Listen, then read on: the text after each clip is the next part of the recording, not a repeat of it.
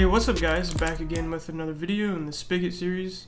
This time I'm going to teach you how to use a paginated menu in the menu manager that we learned last episode. So last episode I showed you how to do the menu manager like I said 2 seconds ago. And if you haven't watched it, then go ahead and watch it because it's a good thing to structure your programs. If you've had trouble with menu GUI systems, it will help you a lot, I hope. And yeah, so now we're going to talk about how to make a paginated menu, which is simply a menu that you're able to basically have pages with. So let's say you have a menu and you want to display a bunch of items. Let's say you want to display the head of every online player in the game, right?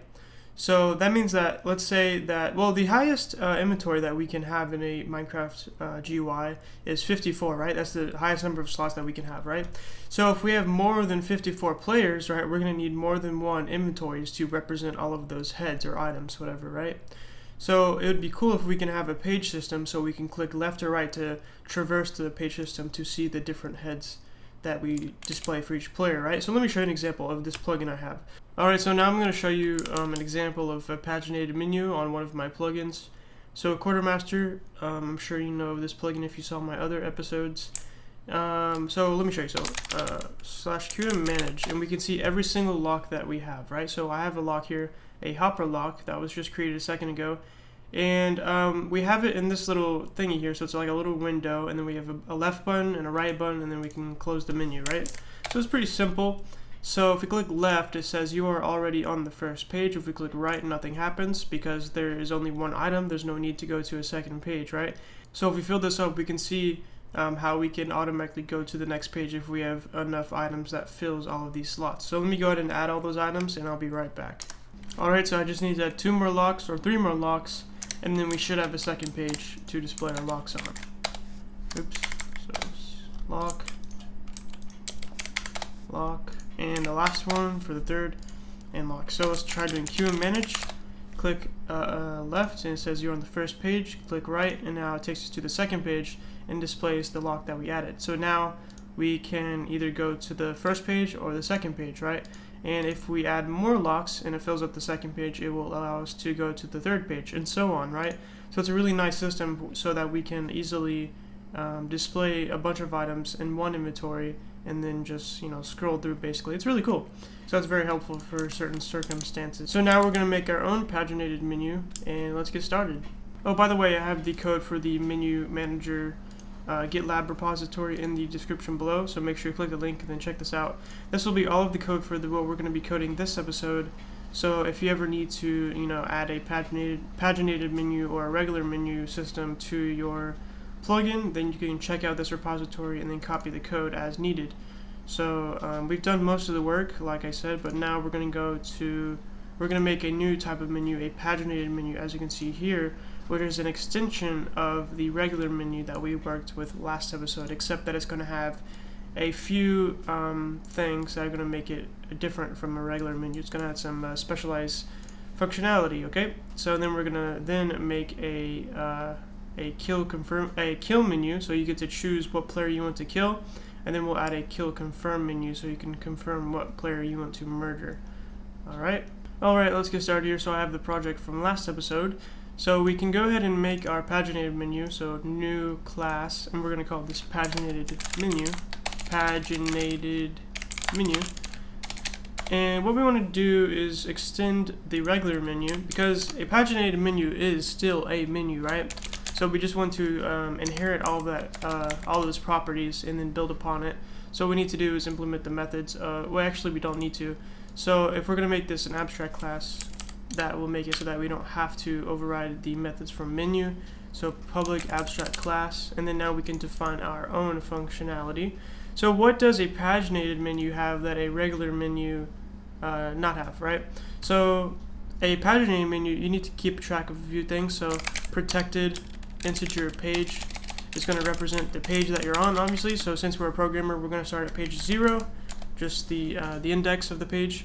And by the way, this whole paginated menu system was developed by a weirdo named Jer. Where's his name? Jer, right there on our Discord community. You can thank him for this. He gave me the code for this, and then I put it into the menu system, so it's all nice and sexy. So yeah, he made this. So I'm kind of stealing this, in case you're wondering. Anyway, so protected integer max items per page, right? So in our example before, oh crap, I already closed the server, but in our example before, we had a simple menu with the left and right buttons and all that, and then we had some glass surrounding the little window. With all those extra items in there, the available space will be 28 slots. So there's going to be 28 empty slots of items that you can fit, basically, right? So our max items per page will be 28. So 28 empty slots per page. Wait, actually, let me check something. Okay, Google, what's 9 times 3? The answer is 27. Yeah, 27. So you might think it would be 27 as the max items per page, but actually it's 28 because it's 0 based again, like I said, right? So we're going to start from 0, and then finally we need an index so we can track what slot we are on.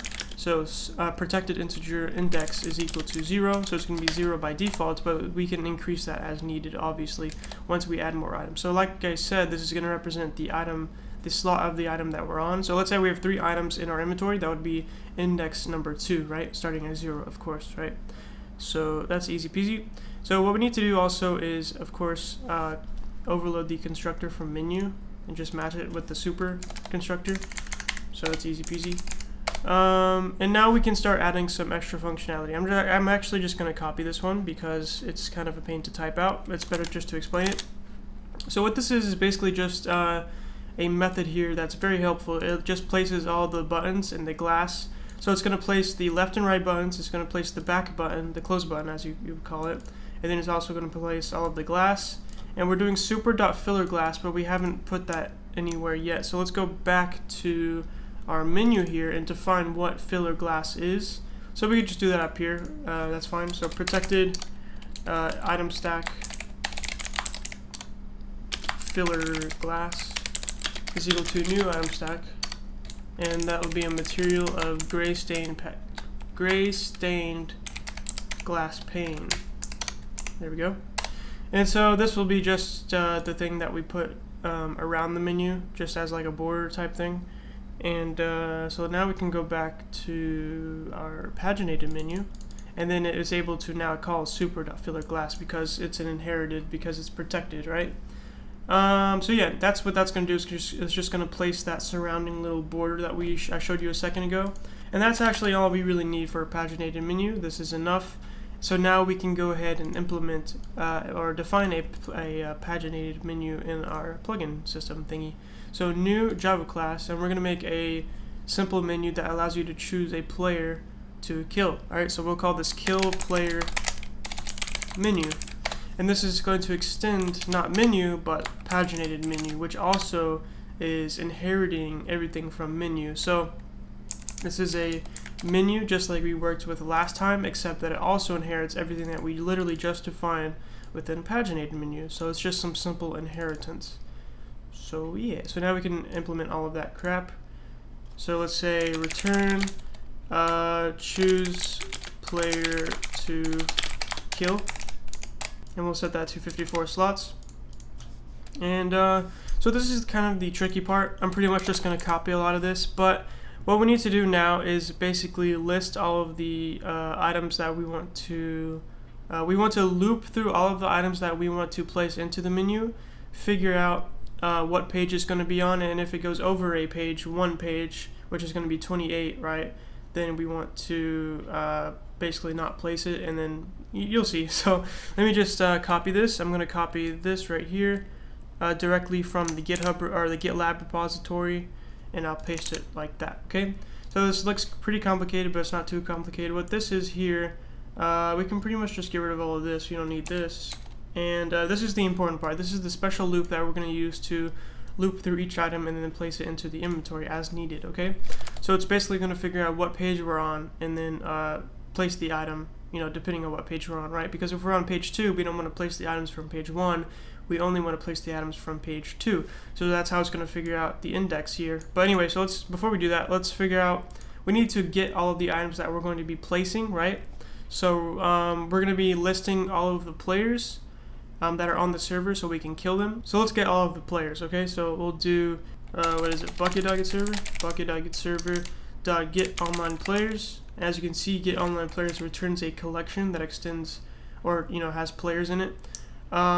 So we can actually just do this and then cut it and put this into an array list. So array list of players, we'll call this players, is equal to new array list, and then we can just pass in that collection, convert it to an array list, and now we have an array list of players. So what we're going to do now is loop through each of those players, make an item stack that represents that player, and then print it out to the console, okay?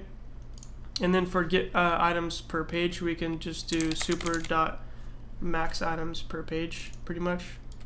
Or you can make a separate getter method for that. It's really up to you how you want to do that. But basically, what this is going to do, just let me explain it real quick. What this is going to do is basically figure out if the array list that you're working with is empty. Then if it is empty, then there's nothing to do. So just, don't even loop through it. But if it's not empty, then we want to loop through each of those items, right? And so for each item, we want to make sure that we're not going above the max items per page. So we can't go above 28 items per page, right? Because that's just how many we can fit on each page. And then for each of those, we want to see the index of whatever item that we're on, right? And it's going to use the page and also the max items per page and also the index to determine what item we're on. So that is that. So then it's going to see if we're at if the index is higher than the amount of players that we're trying to loop through, then obviously we don't need to place anything more, so we can just break out of it. And then finally, we want to for each player that we're looping through, we want to basically print out an item stack representing that player. Okay, so let's do that now. So item stack player item is equal to new item stack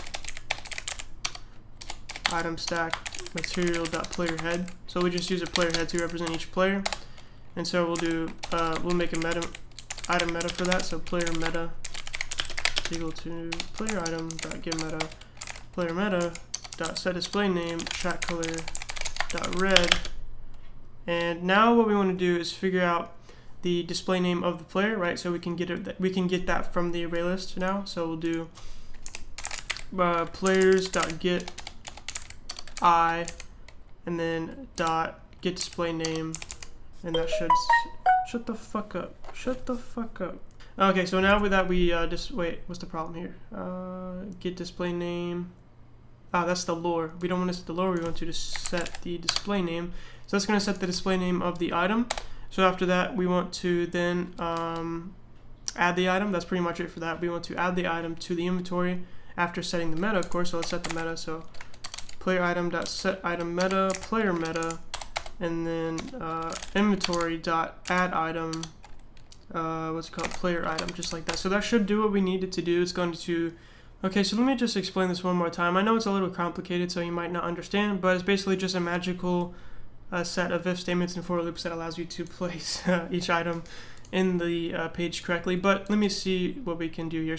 But what we're doing first is basically grabbing all of the online players on the server and putting them into an array list, and then we're going to see if that array list is empty or not. If it's empty, then there's obviously no need to loop through it and place any items. If it's not empty, then we want to see that we are not going over the max items per page, because obviously that wouldn't work. We want to limit it to 28 items per page.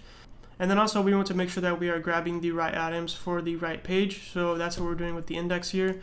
We're using the max items per page and the page number to grab the index of whatever item that we want to place into the inventory. So yeah, we're going to use that index to track whatever item that we're on in the loop here. And then also, yeah, let's change this to, instead of I, we're going to use index, because that's correctly, what slot we're on. Anyway, so yeah, we're going to loop through each of those players and then make an item stack representing each of those players and then put them into the inventory. And then we want to click on them. So whenever they click on a player head, then we want to open up a confirm menu saying, hey, are you sure you want to kill this poor human being? And then we'll kill them, basically. So let's see here. So now we want to make that kill confirm menu so whenever they click on a head. So let's do that before we do the handle menu of this kill player menu. So let's make that confirm menu real quick. So kill confirm menu. So that's going to extend menu, not paginated menu, because we don't need to paginate for this. We just want them to click yes or no depending on whether they want to kill that player or not, right? Okay, so then we can change this to confirm kill player question mark, and then we want to do that. And now we want to set the slot, so we'll just set it to 9 slots. We don't need anything more than that. So we will just I'll copy this real quick right here.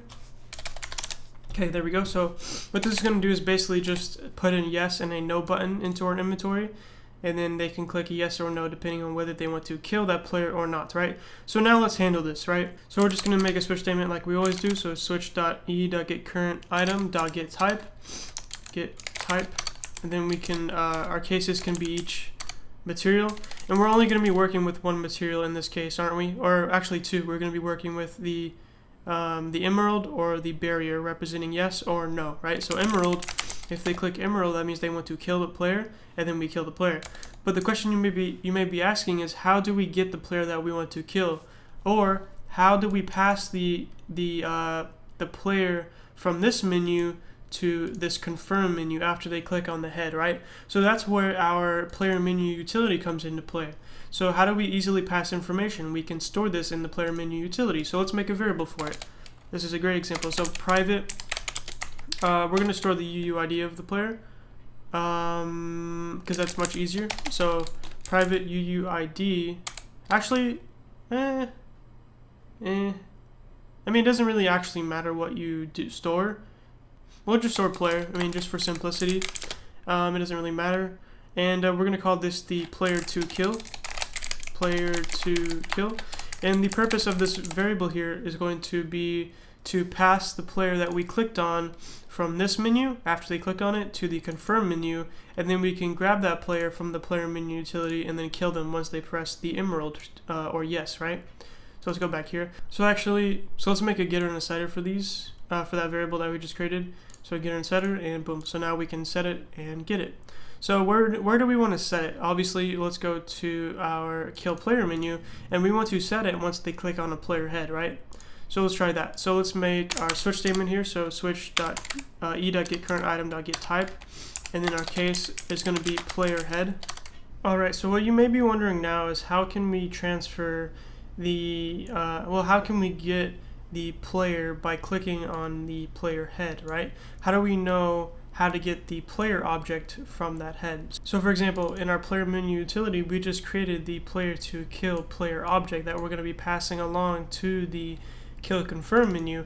But how do we grab that player object just by clicking on a player head? Okay, there's many different ways you can do this. What I used to do is store it in the lore of the item stack before I found out a better way to do this.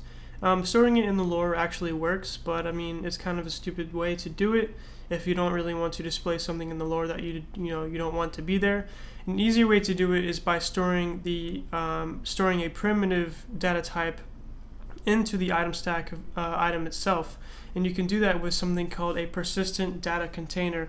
Every item stack in the game, in Minecraft and Spigot, has something called a persistent data container, which is able to store different data, different primitive data types inside of the item stack object itself. So what we can store inside of there is not the player object, but we can store the player UUID as a string, and then when we click on that player head, we can grab that UUID string, convert it back into a UUID object, and then convert that back into a player object, store it into our player menu utility, send it to the kill confirm menu, grab it from the player menu utility, and then kill the player and his whole family. All right, so let's try doing that. So how do we get the player, the persistent data container that I told you about? We can do that. We can grab that from the metadata. So we can do player meta dot get persistent data container dot, and then we have these different methods. We have the has method, the set method, and the get method. We want to set it, right? So what it's asking for first is a namespace key, which is going to be basically how you identify the value that you're storing. So new namespace key. What it wants is now a instance of the plugin itself. So let's see if we have created that. We have not created that, so let's go ahead and do that. Let's make a private static what's it called? Menu manager tutorial plugin. And then when we start the plugin, we'll do plugin is equal to this, and then now we can just create a getter for that. So code generate getter and boom. So now we can grab the plugin instance, pass it to our namespace. So let's see here. So menu manager tutorial.get plugin, and then we need the key itself. So how are we going to identify the data that we're storing? We'll just call it UUID or player UUID, whatever you want to call it really. And then now we want to identify what type of data we're storing. So persistent data type, and we're going to be storing a string of the UUID.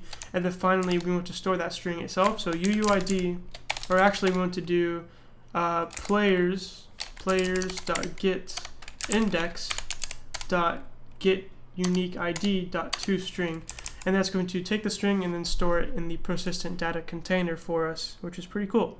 And then now we're setting the meta and then adding the item. So that should do that for us. What that means is that every time we add an item that represents a player in our inventory, each of those items is going to have stored inside of it the UUID of the player that the item is representing. Okay, hopefully that makes sense. So now that we have that player UUID stored inside of the item, we can then go down to here or up to here and grab that UUID from the persistent data container and then place it into the player menu utility after they click on the head. Okay, hopefully that makes sense. So what we want to do is get a player menu utility. So player menu utility is equal to not new player menu utility, but we're going to do menu.get whatever get player menu utility and then pass in p. And how do we get p? P is going to be e.get who clicked, and then that's going to return a player menu utility. What's the problem here? Yeah, we just cast that to that. Now that we have the player menu utility, we can then store the player that we want to kill. So set player to kill, and then just pass in that player. So how do we get the player? Like I said, we want to get the item stack and then access the persistent data container and then grab the UUID. So to do all that, we'll do get server, bucket.get server, get player, or we can just do get player directly. So then we want to grab the UUID of the player that we want to get, so UUID.fromString, and then we'll access the data container now by doing e.get current item.get item meta.get persistent data container.get new namespace key, pass in the instance of the plugin. So menu manager tutorial. So menu manager tutorial dot get plugin, and then we want to pass in the key that we want to grab, and that should grab it for us. That's a very long chunk of code here. I think we also need to pass in the data type. So there we go, persistent. There we go. So string. So yeah, this is a very long little piece of code here, but it's going to grab the UUID string, convert it back into a UUID object, and then pass it into, and then grab a player from that object, and then store that object in the player menu utility. And then of course we want to break. And then now we can go to, actually, now that we've done that, we want to open up the kill confirm menu, right? So new kill confirm menu dot open, just like that. So that should open that for us. What's it asking for here? Let's see. It's asking for the player menu utility. So player menu utility, just like that.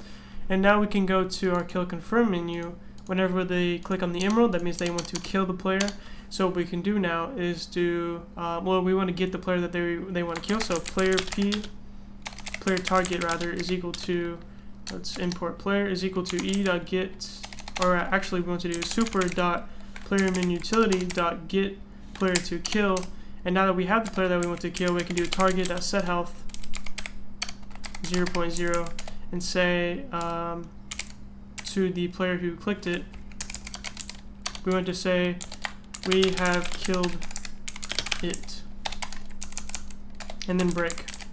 And then if they click the barrier, we want to just go back, basically, right? So how do we go back? We'll do new kill player menu, pass in player menu utility, and then do .open. So that should open that for the player, theoretically. And so that's going to do that. We want to break now, obviously, too. Yeah, it looks about right. One thing we're also missing up here is we want to do the add menu border thing. So it's going to add all the glass and the buttons, the left and right buttons and all that fun stuff. And then also we want to control what happens when they click on those buttons. So I have this chunk of code here. Let me just copy this. Okay, I'm back. I finished this video, and the video apparently stopped recording at the point where I just pasted that chunk of code. So I'll just start back from where I was. I made a small change between now and then. All I did was really switch it from a switch statement to an if statement, and then added these else if statements that I'm about to explain right here. So before we do that, we can also change this. We don't need to grab the player menu utility, because the menu itself already has the player menu utility in the superclass of menu, right? So if we go to menu, we can see that it already has that stored. So anytime you ever open up a menu, you pass in the player menu utility, but since we're handling the menu, what happens whenever we click on the menu, it's already going to have a player menu utility provided. So all we need to do is just grab it directly from the superclass. So or right here. So it's already, see, there's no problem, there's no red, because it already knows that it's able to grab it from the superclass, right? So that already, that's better. So that's makes more sense. And yeah, so let's explain this a little bit. So what I added here, like I said, is just I changed this from a switch statement to an if statement. So whenever they click on the player head, it's going to grab the UUID of the player from the persistent data container. Then it's going to get a player from that, a player object, then pass that player object to the player menu utility, and then we're going to pass that new edited player menu utility to the kill confirm menu. Then we're going to grab all that information and kill the player like we already did a second ago. Okay, so then after that we have the barrier. So when they click on the barrier, we're just going to close the inventory because they don't want to kill anybody apparently anymore. And then we have the dark oak buttons. So whenever they click the dark oak button, they have two options. They have the left button and they have the right button, okay? So if they click the right button, if they're already on page 0, which is the first page, if it's 0 based, we're going to say you are already on the first page, because since they're already on the first page, there's no need to go any further to the left, right? Otherwise, if they're not on the first page, then to go one page to the left, just -1, and then reopen the menu, which is going to redisplay all the items on that new page that we just switched to. Okay, so for the right page, it's a little similar, a little different. Basically, if the items that you are on +1, like if the slot that you're on +1 is greater than or equal to, or not greater than or equal to, because we have the not operator here. If the slot that you're on +1 is not greater than or equal to the size of the total amount of players, then you can go ahead and go one page to the right. So page is equal to page +1, and then reopen the menu to redisplay all of the new items on that new page. Okay, and then otherwise, if the slot of the items that we're on is greater than or equal to players.size, then we are just going to say you are on the last page. So there's no need to go to the right onto another page, because they are already on the last page. There's only a certain amount of players, right? So we don't want to go beyond that. So hopefully that makes a little bit of sense. I know this might be a little confusing, so just pause the video if you need to, and then check it out however you want to do that. So we're pretty much done for this. We just need to test it out now, except that we also need to make the command here. So the kill command, so kill command. So we just need to open the menu for the player basically when they type the command. So implements command executor. There we go. So let's just implement that method here. Turn true. And we're going to do if sender, of course, is instance of player, because we don't want the console to be able to kill anybody. So player p is equal to player sender. There we go. And so now that we have that, we can then open up the inventory, the kill player menu that we have here that we just created, so they can choose a player to kill. So we'll do new kill player menu, pass in the player menu utility, and since we're opening the menu for the first time, we don't have a player menu utility, so we're going to get one from our main here. So menu manager tutorial dot get player menu utility, pass in the player, and then do dot open. Okay, so that's going to create the menu, open it for the player, pass in the menu utility, and yeah, all good to go on that. So the final thing we need to do is register the command in the main and also in the plugin.yml. So git command, we're going to call this kill player, and then .executor new kill command. There we go. And then now we'll do the plugin.yml. So kill player, description, kill someone. Alright, easy peasy. So now let's run this, and let's jump into the server to see what we messed up, okay? or if it works. Maybe it'll work, but I'll see you then. Alright, so I'm on the server now. I got both my accounts on here so we can test this out. Hopefully it's going to work. So we'll do kill player, and boom, we get our menu. Looks good, doesn't it? We can do left and it says you are already on the first page. We can do right and it says you are on the last page because we only have 2 items. So if the items go above 28, or yeah, 28, right? 0, yeah, it's 27 slots, but 28 items, okay? So yeah, if it goes above 28 to 29, then we can go once to the right, so that's the next page. So yeah, we can click on any of these players, and it should open up the kill confirm menu. So let me click on, which account is this? Okay, so let's click on the other one, player, kill player. Okay, so we'll click on Cody Simpson, confirm kill player. We'll click no, it'll take us back, so we'll click yes, and it says Cody Simpson died, we have killed it. So it works exactly how we designed it to work, which is pretty awesome. Obviously we don't have enough players on the server to go to the next page to test out if that really works, but we can do a little thing if you want to. Let's just make like a let's figure something out how we can test this. So what I think I'm going to do is just make an array list of items and then just like make a giant for loop to add a bunch of items to that array list and then place all of those items into the inventory. Okay, so that should work theoretically in my brain. So let's make our for loop here, or well, first we'll need the array list. So what are we going to be storing? Let's just store, let's think here. Let's just store like materials. No, we'll just store item stacks directly. That's fine. So item stack, players. We can just keep it as players. It doesn't really matter what the name is. Get rid of this, and so now we can do our for loop. So for int I is equal to 0. I is less than, we'll say 100. So we'll have 100 though. So we'll be placing 100 different stacks into the inventory so we can test out. So that should work pretty well. And then I++. Okay, so for each iteration we want to do players. Well, first we need an item stack. So item stack is equal to new. Well, actually, we'll just copy this because I'm lazy. Yeah. Okay, so we can just get rid of this. Get rid of all that. All right, so for each thing, we're gonna have 64 items, and we're just gonna fill it up with dirt. Okay, and then we're going to do players.add, and then pass in the item stack that we just created. Okay, so that's good. And then for each iteration, we can get rid of all this now. So for each iteration of our special little thingy that's going to place each item, we can then do inventory.add item, and then do players.get index. Okay, so that should get each item from here, or from here, and then place it into here.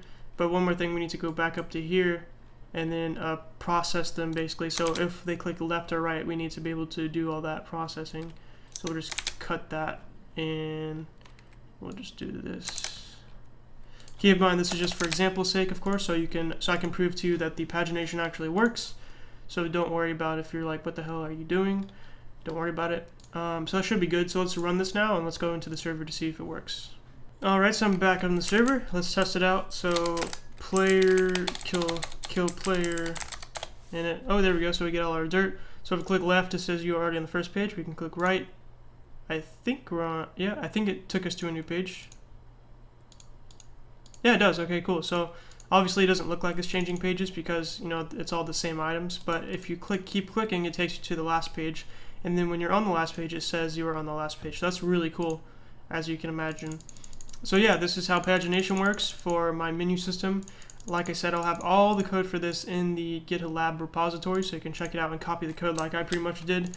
So if you found this very confusing, sorry about that, but don't worry, you can, like I said, just go to the GitLab and copy it directly if you need to, and then just stare at the code for a few years, and then you'll understand it. But yeah, this is how you do it. If you have any suggestions on how I can make it better, then go ahead and leave a comment in the description below, or actually just join our Discord server and leave a comment there or something like that, or a suggestion if you want to improve it. Or even just make a pull request to the GitLab repository if you want to contribute to it, if you somehow know a better way of doing it. So that's all I'm going to show you for that. So for the next episodes, stay tuned. I think we're going to be moving on to packets. So we're going to learn how to do packets in Minecraft and Spigot, and then also how to eventually do NMS, which is like some advanced stuff. But yeah, we're going to start off with packets. I think we're going to start off with a listening for packets with protocol library, which is going to be really cool. It's very powerful. You can make some really cool stuff. And I might even do a new plugin for you guys. I might do a plugin code through so you can see how to make a really detailed plugin, because that last plugin I did, Quartermaster, didn't really work out. So like I said, check out the code, check out our Discord server. There's a link for that in the description below.